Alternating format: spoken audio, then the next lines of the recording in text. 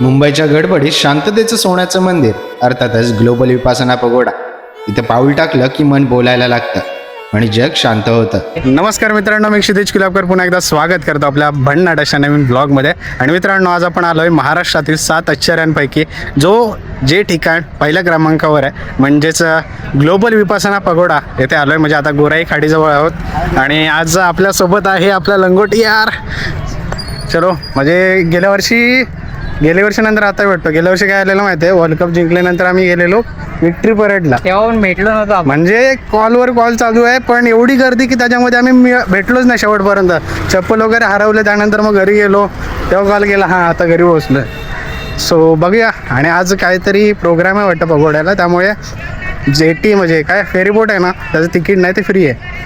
So चला, हा experience तुम्हाला या व्हिडिओच्या मार्फत बघायला मिळणार आहे. चलो, मजा येणार आहे. मी पण फर्स्ट टाईम येतोय आणि हा आधी येऊन गेलाय. हा, मी आधी सुरुवातीला तुम्हाला यायचा आधी बोरिवलीला, आणि बोरिवलीतून बस किंवा ऑटोने येऊ शकता तुम्ही, आणि तिथून मग तिकीट घेऊन फेरीने जाऊ शकता. पण आज आमचं लक आहे की आम्ही फ्रीमध्ये जातो. सो चला. काय चाललं रे, मला काय समजत नाही. आज प्रोग्राम आहे वाटतं काहीतरी, हा त्यामुळे जास्त गर्दी झाली.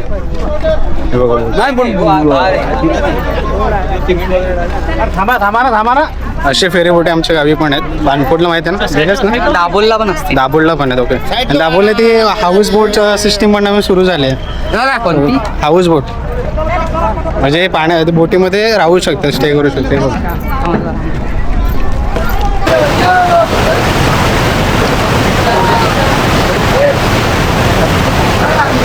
प्रेम भाई, काय वाटतं, कसं वाटतं? मित्रांनो, अचानक प्लॅन केलं त्यामुळे ही गत झाली आमची. म्हणजे असं बघायला गेलं तर आज ट्रिप ट्रॅव्हल करायला मिळतं आहे, पण एवढी गर्दी आहे ना, मला वाटलं की आज शुक्रवार आहे त्यामुळे थोडं गर्दी कमी असेल आणि मस्तपैकी जाऊ, मस्त व्हिडिओ काढायला, शूट करायला जास्त केव्हाच नसेल.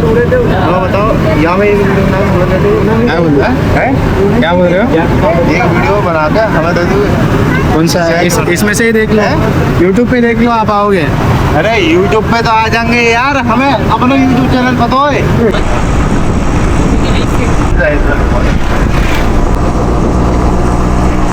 आता बोटीचे किती तिकीट झाले आता? बोटी तो फ्री आहे ना आता फ्री आहे, म्हणजे असं जरा बायचा 15 रुपये. 15 रुपये. हां चालू आहे. हां व्लॉगर आहे. काय म्हणतात?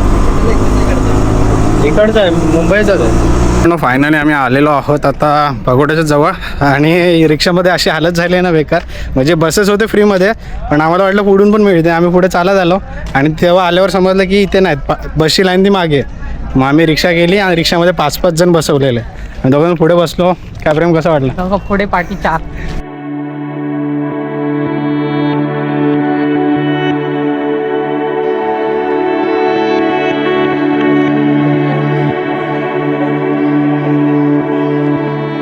फायनली आता आपण पोहोचलेलो आहोत पॅगोडामध्ये, आणि आज प्रचंड गर्दी आहे. माझ्या मागे जो तुम्ही पगोडा पाहताय, याचा जो रेफरन्स आहे ना, तो म्यानमारमधून घेतला आहे. आणि याची जी संकल्पना आहे ती 1997मध्ये आली.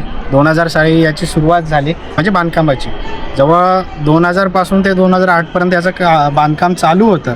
याच्यामध्ये इंटरलॉकिंग सिस्टम आहे, म्हणजे याच्यामध्ये एकही पिलर नाही आहे, आणि याच्यामध्ये 8 ते 10 हजार लोक एकाच टायमाला, एकाच वेळेमध्ये मेडिटेशनसाठी बसू शकतात. आणि याचं जे उद्घाटन आहे 2009 साली आपल्या देशाचे पहिले राष्ट्रपती प्रतिभाताई पाटील यांच्या हस्ते झालं.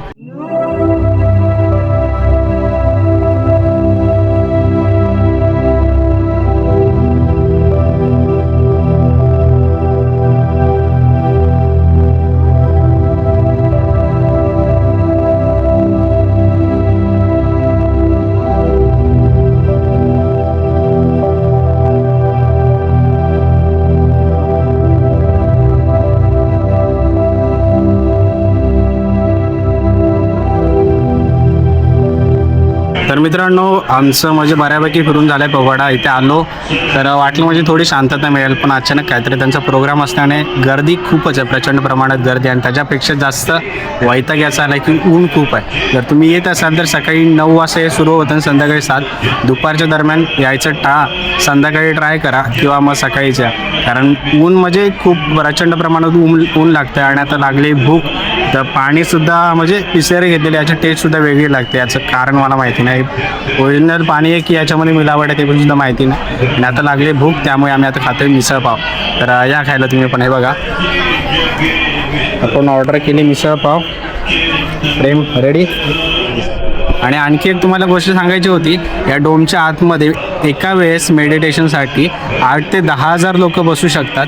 म्हणजे किती मोठं असेल तुम्ही विचार करू शकता. आतमध्ये शूटसाठी अलाउड नाही आहे, त्यामुळे आम्ही आतमध्ये शूट केलं नाही. सो या आता खायला या. खूप छान एक्सपिरियन्स आहे, फक्त उन्हामुळे थोडंसं कंटाळा आला आहे. एवढा खास नाही आहे. मी खायच्या आधीच तो बोलतो की एवढा खास नाही. बघूया तर टेस्ट करून. आलिया भोगासी असावे साधारण. चला.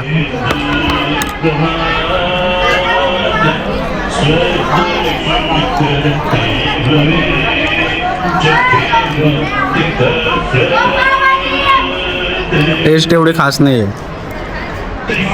काय म्हणतात, भूक लागल्यावर काही असेल ते गोड लागतं तसं आहे. तर मित्रांनो पगोडाचा एक्सपिरियन्स खूप छान होता. म्हणजे मुंबईच्या गर्दीतून जर तुम्हाला शांतता हवी असेल तर तिकडे नक्की या. फक्त विकेंडला येऊ नका, वीकडेजमध्ये या. आणि उन्हामध्ये थोडंसं संध्याकाळच्या वेळेस किंवा सकाळच्या वेळेस या. खूप छान असा एक्सपिरियन्स होता. बाय द वे आता आम्ही आलो आहे गोराई बीचला. हे बघा आम्ही काय घेतलं. आंबा आहे ना, हा आंबा आहे. आंबा आणि चिंच 2-3. आता गोराई बीचमधून आम्ही निघालो आता. म्हणजे आता चाललो आहे दुसरा प्लॅन म्हणतो, आम्ही दुसरीकडे जातो आहे. तोपर्यंत हा व्लॉग इथेच एंड करतो आहे. व्हिडिओ कसा वाटला नक्कीच कमेंटमध्ये सांगा. व्हिडिओ आवडला असेल लाईक करा, सबस्क्राईब करा आणि शेअर करायला विसरू नका. तोपर्यंत मी आता असंच काही खास ब्लॉगमध्ये घेतो. राजा tata bye bye. Ganpati Bappa Morya.